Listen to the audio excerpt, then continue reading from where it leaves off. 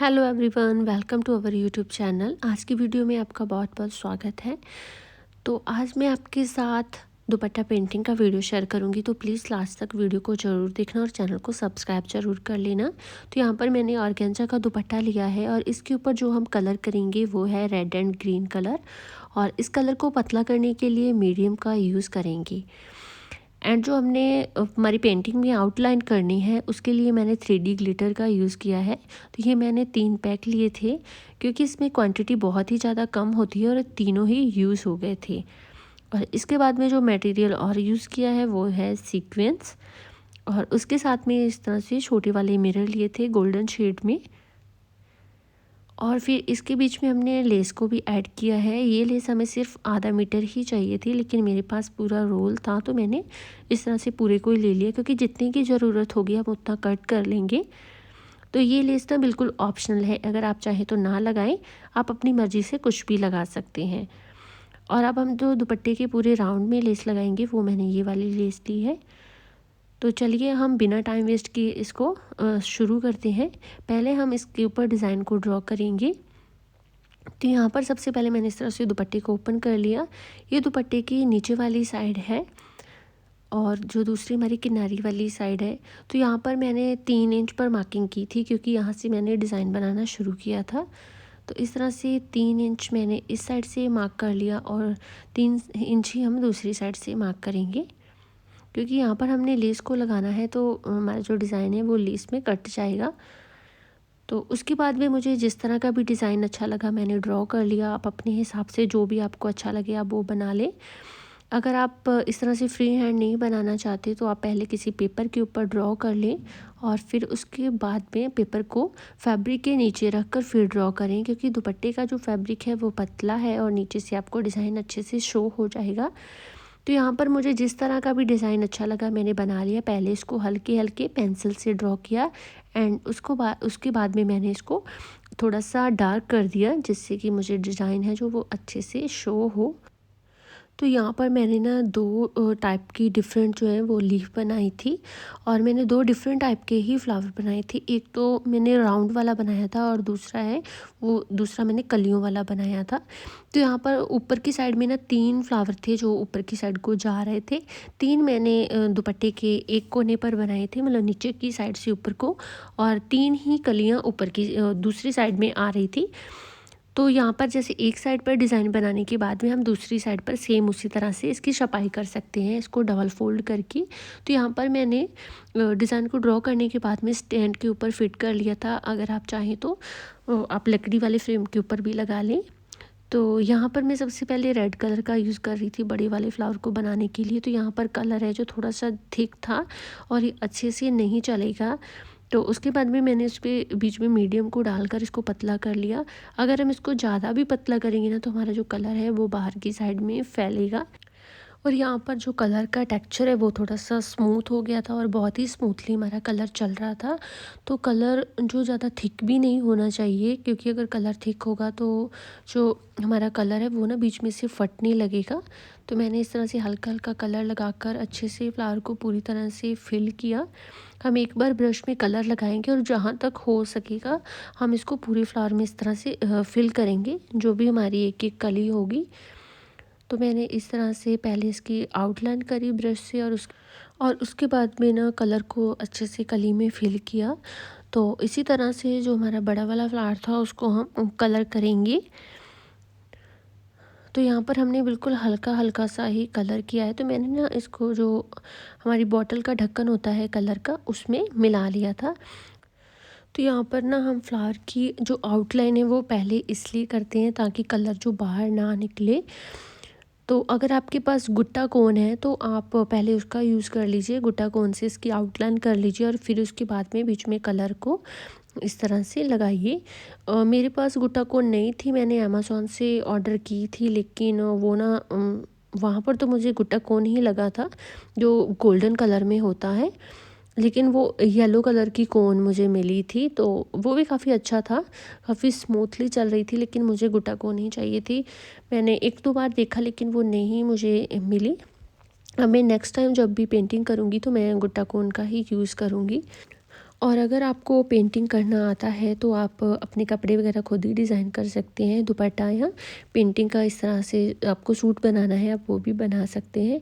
क्योंकि जो पेंटिंग है और इसके ऊपर जो वर्क वगैरह करते हैं ना, ये मार्केट में बहुत ही ज़्यादा कॉस्टली है। क्योंकि हाँ चलो मेहनत भी लगती है, लेकिन कॉस्टली भी बहुत ज़्यादा है, हर कोई नहीं करवा सकता। तो आप इस तरह से इसको खुद घर पर ही बना सकते हैं। अगर आप थोड़ा बहुत चाहें तो इसके बीच में सुई का काम कर लें, नहीं तो जो ग्लू है B7000 ग्लू, वो काफ़ी ज़्यादा स्ट्रॉन्ग होता है और आप उसके साथ में ना मटेरियल को स्टिक कर सकते हैं। जैसे कि सीक्वेंस वगैरह या मिरर वगैरह आपको लगाना है तो आप उसी के साथ में लगा लीजिए, और जो मोती वगैरह लगाने हो तो वो आप सुई से भी लगा सकते हैं।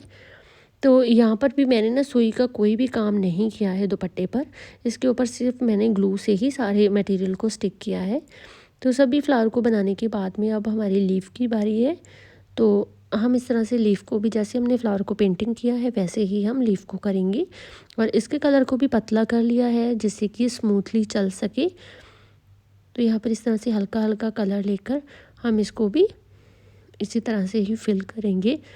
आप जब भी पेंट करें ना तो आपको फ्रेम या स्टैंड के ऊपर कपड़े को लगा लेना है, क्योंकि अगर डायरेक्टली हम नीचे रख कर कपड़े को पेंट करेंगे ना तो उसमें अच्छे से सफाई नहीं आती, कपड़े में झोल आती है और हमारा जो कलर है वो अच्छे से सफाई से नहीं हो पाता। और ये जो स्टैंड है ना जिसके ऊपर मैंने दुपट्टे को फिट किया है, ये मैंने मीशो से ऑनलाइन परचेज़ किया था। तो ये मुझे ना 1200 रुपये में पड़ा था, और इसका थोड़ा बहुत जैसे 10-20 रुपये तो ऊपर नीचे होता रहता है। तो ये ना काफ़ी मेरे लिए यूज़फुल है, क्योंकि जब भी मुझे किसी सूट पर कढ़ाई वगैरह करनी होती है या कुछ पेंट वगैरह इस तरह का काम, तो इसके ऊपर अच्छे से सूट को फिट कर लेती हूँ, और उसके बाद में मैं अपना वर्क स्टार्ट करती हूँ। क्योंकि जो हमारा लकड़ी का फ्रेम होता है हाथ में पकड़ने के लिए, तो उससे ना हम जैसे एक हाथ से तो फ्रेम को पकड़ते हैं और दूसरे हाथ से फिर हमने एक हाथ ही होता है हमारे पास काम के लिए। अगर आप डेली बेसिस पर इस तरह का काम करते हैं तो आपके लिए ये जो फ्रेम है वो काफ़ी यूज़फुल है। और इसी के साथ में ना मैंने लकड़ी वाले फ्रेम है वो भी लिए थे, तो वहाँ पर कलर सूख रहा था तो दूसरी साइड पर मैंने ये छोटे वाले फ्रेम भी लगा लिए थे। और जब ये कलर सूख गया, अब उसके बाद में मैंने इसके ऊपर हल्का सा जो वर्क है वो करना है, वर्क नहीं हम इसको बोल सकते, क्योंकि ये मैंने ग्लू से ही इसको स्टिक करना है। तो यहाँ पर जो मैंने लेस ली थी ये वाली, तो इसकी जो ये राउंड है शेप है, हम इसको इस तरह से गोल गोल इसके पीस हैं जो कट कर लेंगे। ये हमने फ्लावर के जो बीच में ऐड करने हैं।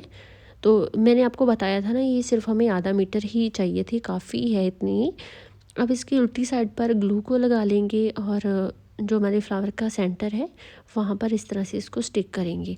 अगर आप चाहें तो सुई धागे से इसको पक्का कर दें, नहीं तो ये बहुत ऐसे स्ट्रॉन्ग रहेगा, ये नहीं उतरेगा। उसके बाद में ना थोड़ी थोड़ी दूर पर मैंने जो हमारी ग्लू है उसके इस तरह से डॉट बनाते जाना है, और फिर इसके ऊपर हम जो सीक्वेंस है उसको लगाएंगे। तो इस तरह से एक एक करके हम इसको सीक्वेंस इसके ऊपर लगा लेंगे, जिससे कि ना काफ़ी भरा भरा सा इसका लुक आएगा और ये काफ़ी अच्छा लगेगा। तो अगर आप चाहें ना सुई धागे से भी इस तरह से एक एक करके सीक्वेंस को लगा लें, लेकिन मैंने इसी तरह से इसको स्टिक किया है। तो क्योंकि मैंने 2-4 अपने जो ड्रेसेस वगैरह बनाई थी उसके ऊपर लगाया है, तो ये बिल्कुल भी नहीं उतरता। अब उसके बाद में ये जो कली है, इसकी सेंटर वाली कली, यहाँ पर मैंने मिरर है, इनको भी इसी तरह से चिपका देना है। क्योंकि जो हम फेविकोल यूज़ करते हैं उससे ये वाला ग्लू है जो ज़्यादा स्ट्रॉन्ग है। अब इस तरह से सेंटर में मिरर लगाने के बाद में जो इसकी दो साइड वाली कलियां हैं, इसके ऊपर भी हमने सेम इसी तरह से सीक्वेंस को लगाना है। और सीक्वेंस लगाने के बाद में अब मैं इसके ऊपर 3D जो आउटलाइनर है, ये ग्लिटर, इसका यूज़ करेंगे। तो यहाँ पर जो बीच में मैंने दो जो फ्लावर की कलियाँ थी, इसके बीच में हमने सीक्वेंस नहीं लगाए थे, तो उसमें मैंने इस तरह से हल्की हल्की सी डंडियाँ सी बना दी। अब इस साइड से अच्छे से सेट नहीं हुई थी, अब इसको हल्का सा थोड़ा ज़्यादा लगाएंगे, क्योंकि सूखने के बाद में बिल्कुल ही जो ऊपर की साइड में वाइट वाइट दिख रहा है सब सूख जाएगा। अब इसके दोनों साइड पर भी मैंने हल्के हल्के से सीक्वेंस लगा दिए, जिससे कि थोड़ा सा इसमें हैवी लुक आए। और यहाँ पर हम ना दोनों साइड पर सीक्वेंस लगाकर इस फ्लावर को भी कंप्लीट कर लेंगे। और अगर आप मेरा वीडियो यहाँ तक देख रहे हैं ना, तो आई होप कि आपको वीडियो अच्छा लगा होगा। प्लीज़ वीडियो को लाइक शेयर ज़रूर कर देना और चैनल को सब्सक्राइब भी कर लेना। और अब उसके बाद में हम ग्लिटर से ना फ्लावर की आउटलाइन करेंगे। तो ये ग्लिटर भी ना काफ़ी ज़्यादा स्मूथ चलता है। तो हमने इस तरह से जो फ्लावर की आउटलाइन है वहाँ पर ग्लिटर को इस तरह से लगा लेना है। तो अगर आप चाहें ना इसकी जगह पर जो गोल्डन कलर होता है उसका भी यूज़ कर सकते हैं, गुट्टा कोन का भी यूज़ कर सकते हैं और इस ग्लिटर का भी यूज़ कर सकते हैं। और फ्लावर की आउटलाइन करने के बाद में जो हमारी लीफ है उसको भी इस तरह से हमने आउटलाइन करके इसको हाईलाइट कर लेना है।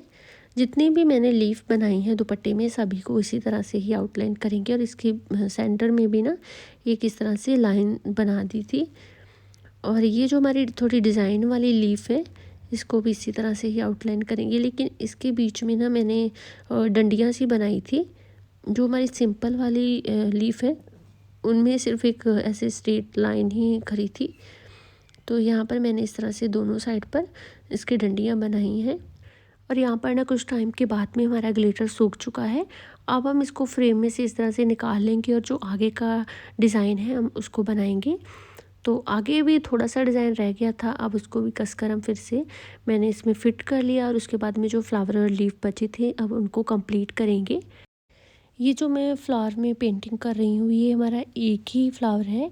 ये इस तरह से ऊपर की साइड में आ रहा है और इसके साथ में ना मैंने 3 फ्लावर थे जो ऊपर की साइड को जैसे आप मान लीजिए बेल टाइप का बनाया है।